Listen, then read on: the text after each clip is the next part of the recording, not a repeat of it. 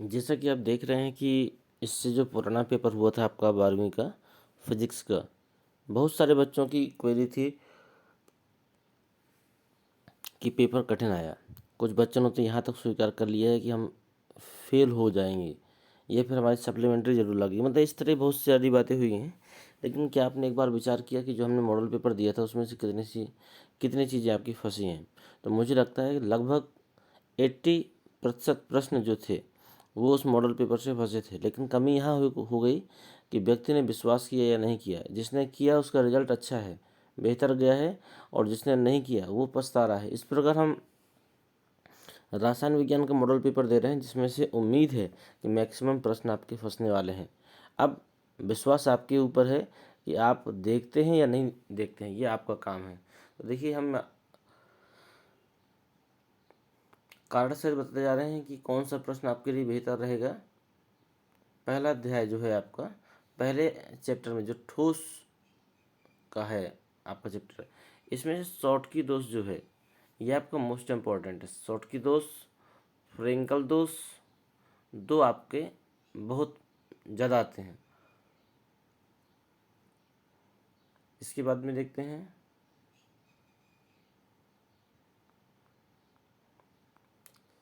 ये तो अब पहले अध्याय से हो गए। इसके यदि शॉर्ट की दोष और फ्रेंकल दोष के बारे में आप ना जानते हो तो आप इसका स्क्रीनशॉट लीजिए और इसको देख लीजिएगा। इसके बाद में इस अध्याय से एक प्रश्न जरूर आता है। मतलब ये दूसरे अध्याय का विलेन का है। मोललता से संबंधित कोई ना कोई एक प्रश्न जरूर आता है। देखिए, प्रश्न भी दिए गए हैं, यदि आप देखना चाहें तो इन प्रश्नों को देख सकते हैं। इस तरह का प्रश्न, मैं ये नहीं कहता हूँ कि यही प्रश्न आएंगे, लेकिन इस तरह का एक प्रश्न आपके पेपरों में जरूर आएगा। ये 100 में 100% उम्मीद है, इस तरह के एक प्रश्न आते हैं।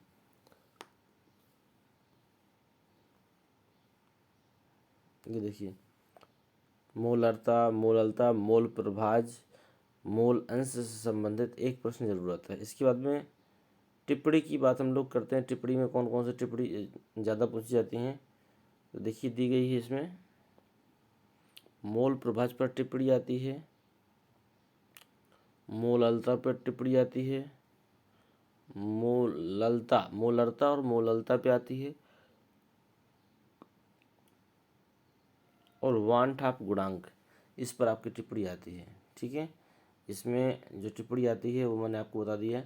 इसके अतिरिक्त और कौन सी चीज़ें महत्वपूर्ण हैं आप देख सकते हैं। जो सन पड़ा हुआ है, इसमें अगला प्रश्न आपका आता है मोलरता तथा मोललता की परिभाषा देते हुए उसमें अंतर स्पष्ट करो। ये प्रश्न नंबर 2 महत्वपूर्ण है। इसके बाद प्रश्न नंबर 5 देखिए, वो महत्वपूर्ण है, बर्कले और हार्टले। छठवां प्रश्न महत्वपूर्ण है, मोल प्रभाव से आप क्या समझते हैं, विलयन की सांद्रता के लिए उदाहरण देकर समझाइए। और 7वां नंबर, राउल्ट के नियम की स्पष्ट व्याख्या और सीमाएं बताना है। ठीक है, 7वें के बाद में और हम आगे बढ़ते हैं, चले जाइए आप सीधे। मोलल अवनमन स्थिरांक, ये आपका प्रश्न महत्वपूर्ण है। इसके बाद देखिए फिर इसके प्रश्न आ जाते हैं न्यूमेरिकल जिसे कहते हैं। इन प्रश्नों को आप लोग कर सकते हैं। इन प्रश्नों के बाद में देखिए पराशर दाब से जुड़े हुए प्रश्न कुछ, ये सवाल आते आते हैं। एक प्रश्न यहाँ पर महत्वपूर्ण है, ये प्रश्न नंबर 49, 3 ग्राम यूरिया को 100 ग्राम जल में घोलने पर जल के क्वथनांक की उन्नयन की गणना करो। प्रश्न यही या फिर इसके जैसा कोई ना कोई प्रश्न आपका पेपरों में आ सकता है। ठीक है, तो प्रश्न मैं आपको इसलिए दिखा रहा हूँ कि यदि आपके पास समय हो तो आप इसको सॉल्व करके जरूर देखिएगा।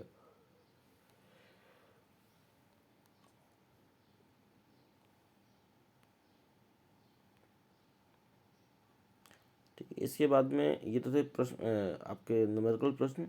इसके बाद में इसमें कुछ बहुविकल्पी हैं जिसमें से आपके आसुत जल की मोलरता क्या है, ये आपका वेरी मोस्ट इम्पोर्टेंट प्रश्न है। आसुत जल की मोलरता क्या है, ये प्रश्न आप देख लीजिएगा।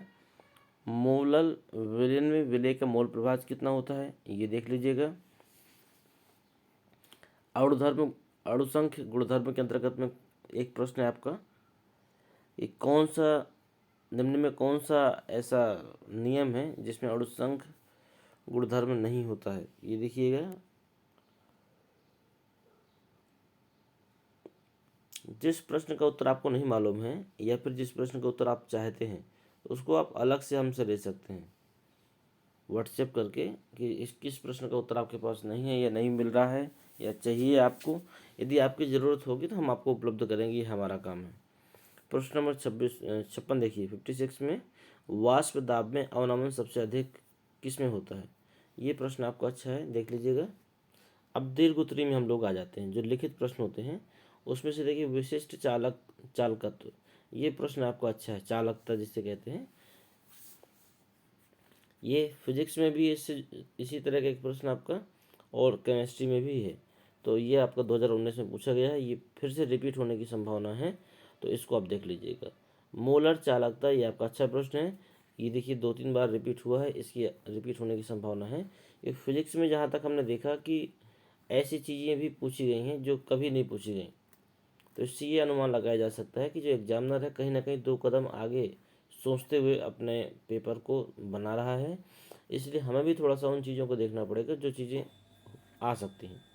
अगला प्रश्न है देखिए इसमें, किसी विद्युत अपघटन विलयन की चालकता एवं मोलर चालकता को परिभाषित करिए और सांद्रता परिवर्तन पर इनकी क्या प्रभाव पड़ेगा, ये भी देखना है आपको। ये प्रश्न सही है। कोलराउस का नियम, ये मोस्ट इम्पोर्टेंट है, जितने बार भी मैं कहना चाहूँ उतने बार आप इसमें लगाइए, ये प्रश्न पूछा जा सकता है इस वर्ष।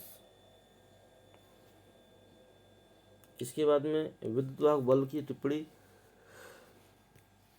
विद्युत वाहक बल पर टिप्पणी देख लीजिएगा। इसके बाद हम लोग आगे बढ़ते हैं। तो आपका प्रश्न नंबर 13, मानक इलेक्ट्रोड विभव किसे कहते हैं?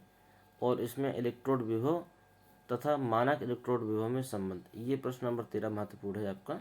इसके बाद आगे बढ़िए प्रश्न नंबर 16 में, तो विद्युत अपघटनी सेल तथा रासायनिक सेल में अंतर, ये 14, 15 और 20 में आया है। ये हो सकता है प्रश्न फिर से रिपीट करे, ये प्रश्न आपका अच्छा है।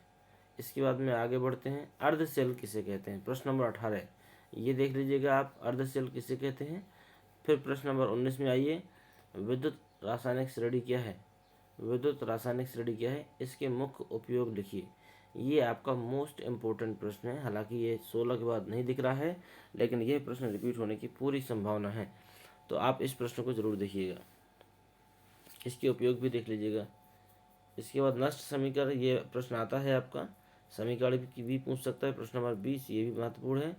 फैराडे का नियम आप लोग पढ़ चुके होंगे उसमें फिजिक्स में, लेकिन इसमें विद्युत अपघटन का फैराडे का नियम है, इसको भी देखना है आपको।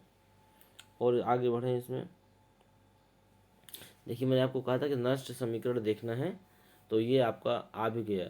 आपने इलेक्ट्रोड विभव और मानक इलेक्ट्रोड विभव में संबंध बता ही चुके हैं, ये समीकरण जरूर देख लीजिएगा। प्रश्न नंबर 36 देखिए, 15, 17, 18, 19, 18, 20, ये देखिए रिपीटेड प्रश्न है और आने की उम्मीद भी है।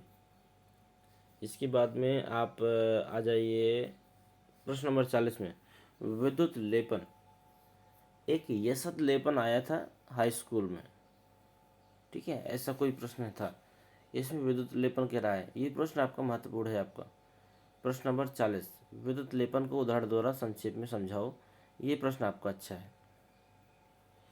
और आगे बढ़ते हैं, अभिक्रियाएं जरूर देखिएगा, ये कारण सहित बताओ कि अभिक्रिया किस कोटि की है, ए, बी और सी, ये तीनों देखना है आपको।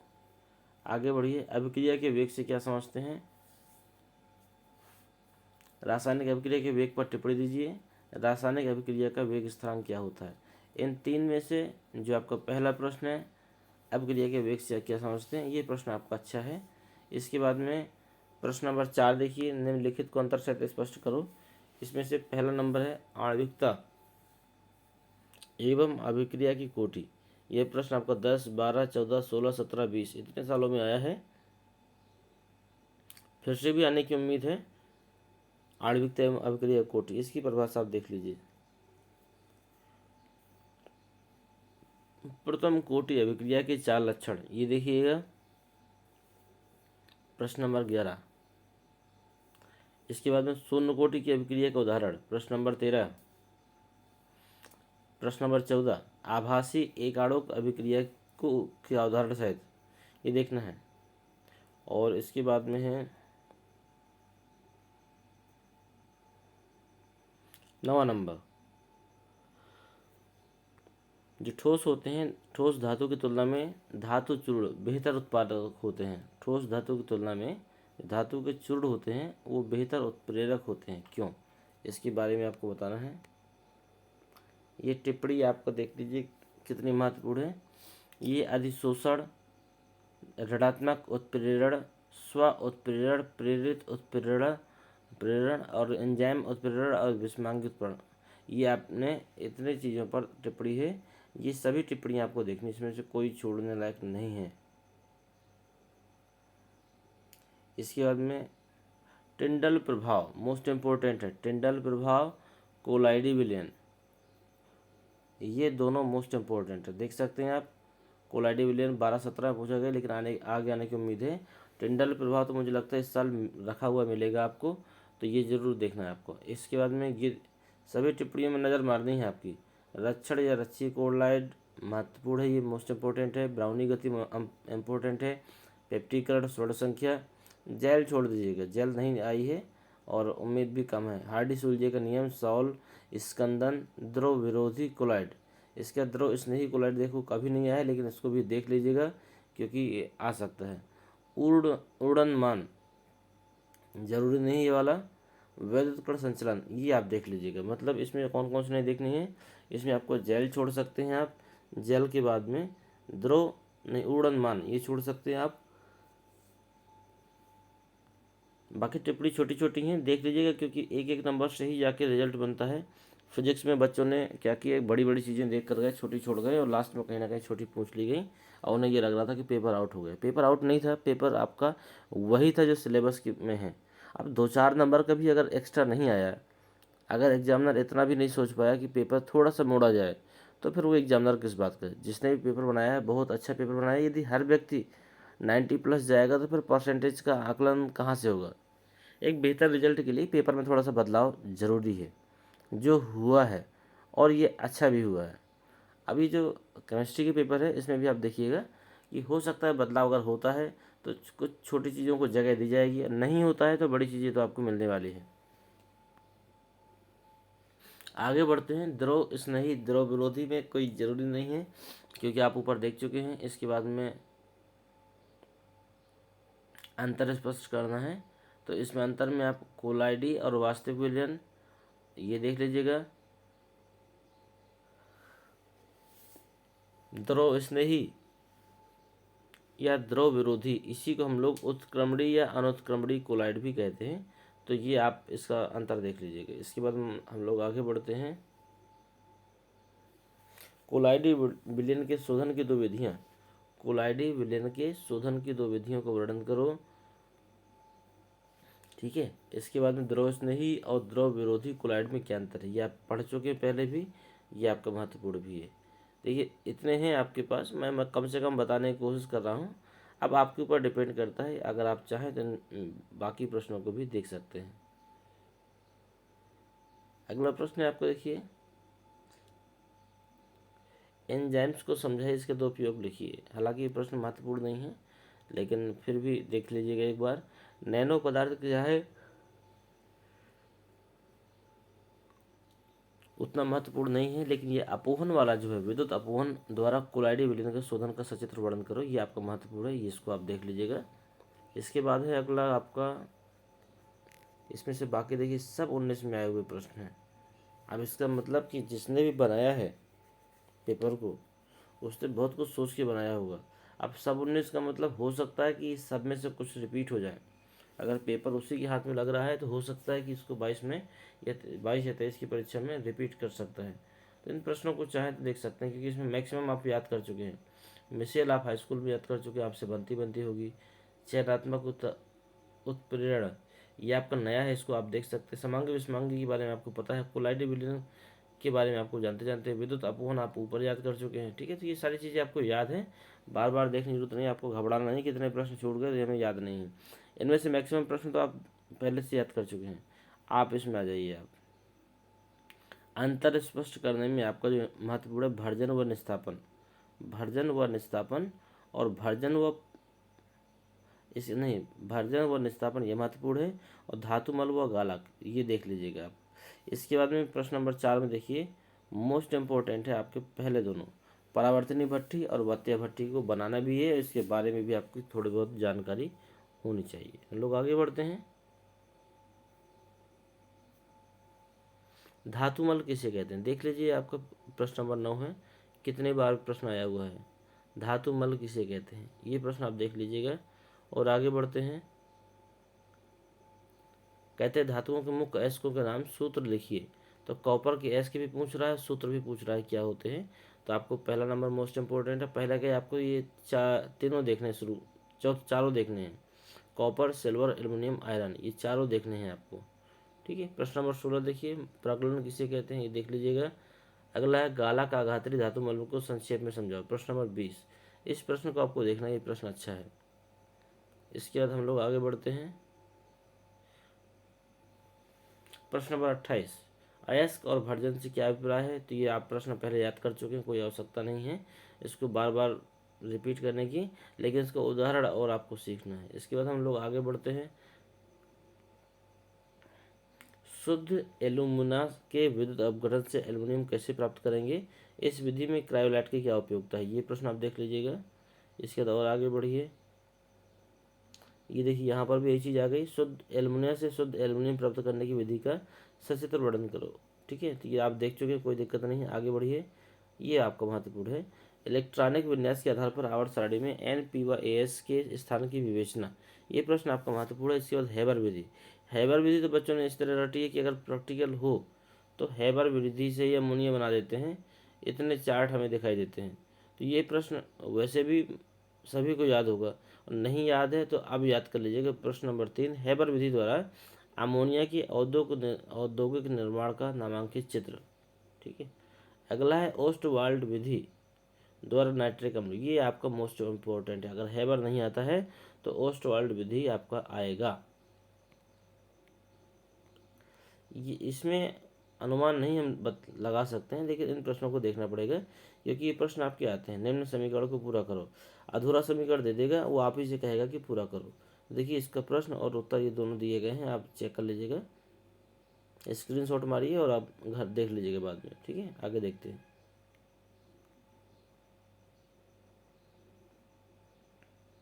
इसमें देखता है,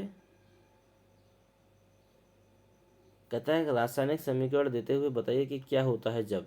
तो क्या होता है जब ये आपने हाई स्कूल में भी पढ़ा है, 11 में भी पढ़ा है, ठीक है, 12 में भी पढ़ा है। तो उम्मीद है कि आपसे ये बन जाएगा, लेकिन फिर भी कौन से महत्वपूर्ण है ये मैंने दे दिए, ये आपको सारे देखने हैं। इसमें कोई, क्योंकि इसमें कोई भी गैस काम नहीं कर सकता किसी व्यक्ति का, क्योंकि एक एक वन लाइनर प्रश्न होते हैं, एग्जामिनर पता नहीं कौन सा उठाकर दोबारा दे दे।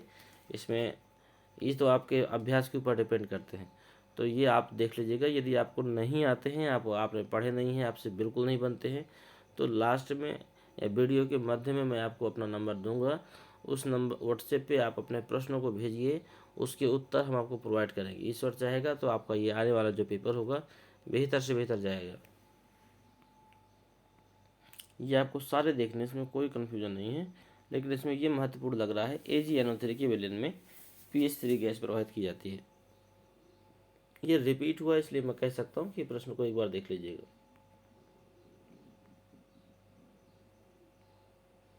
अगला प्रश्न देखिए कहाँ है, ये सब वही है चल रहे हैं। ये देखिए, ये पूरे प्रश्न वही चल रहे हैं, इसको स्क्रीनशॉट मारिए और देख लीजिएगा। पक्का है फंसेगा 3-4 नंबर के यहाँ से, इतना तो मैं गारंटी ली हूँ। ये जो प्रश्न मैं दिखा रहा हूँ आपको, ये पक्का है कि 3-4 नंबर के यहाँ से फंसने ही फंसने हैं। अब मैं कहाँ इनको बार बार पढ़ूँ, इसको आप स्क्रीनशॉट लीजिए और इसको सॉल्व करना पड़ेगा। ना बने तो फिर बताइएगा। नीचे दिया गया 6वें नंबर में कैसे बनाओगे, ये भी आपको देखना है। मतलब ये डाउट वाले प्रश्न नहीं है, ये श्योर है कि आने आने हैं। बस ये आपके ऊपर है कि आप कर पाते हैं कि नहीं कर पाते हैं। जो नहीं बनता है, जो नहीं बनेगा, उसको आप पूछ लीजिएगा। चलिए आगे बढ़ते हैं। ये प्रश्न है आपके, इसमें से 12वां प्रश्न आपका मोस्ट इम्पोर्टेंट है। कॉपर सल्फेट से क्यूप्रिक फॉस्फाइड प्राप्त करो। इसके बाद में है 15वां, अमोनिया से नाइट्रोजन।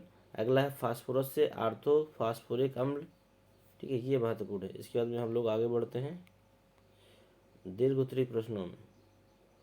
दीर्घोत्तरी प्रश्नों में एक प्रश्न है, शुद्ध ओजोन प्राप्त करने की किसी एक विधि का वर्णन करो। एक प्रश्न ये अच्छा है, आपका आ सकता है। अगला है, ओजोन से औद्योगिक निर्माण की विधि का सचित्र वर्णन करो। ये प्रश्न आपको महत्वपूर्ण है, 11, 13, 17 में रिपीट हुआ है। सल्फ्यूरिक अम्ल के निर्माण की विधि, ये आपका महत्वपूर्ण है, 10, 17, 18 और 19 में रिपीट हुआ है। ये सीसा कच्छ विधि मोस्ट इम्पोर्टेंट है, जितनी बार मैं बोलूँ उतनी बार आप मान लीजिए कि ये मोस्ट इम्पोर्टेंट है, ये आपके आने की बहुत ज़्यादा उम्मीद है। इसके बाद हम लोग आगे बढ़ जाते हैं। सल्फर के अप्रूप इस पर टिप्पणी लिखनी है। इसके बाद में प्रश्न आपके आगे बढ़ते हैं हम लोग। इलेक्ट्रॉनिक विन्यास के आधार पर आवर्त सारणी में क्लोरीन, ब्रोमीन और आयोडीन के स्थान की विवेचना, यह प्रश्न आपका महत्वपूर्ण है। अगला डीकन विधि आपकी मोस्ट इंपॉर्टेंट है, ये आ सकती है आपकी। डीकन विधि के बाद में हम लोग चलते हैं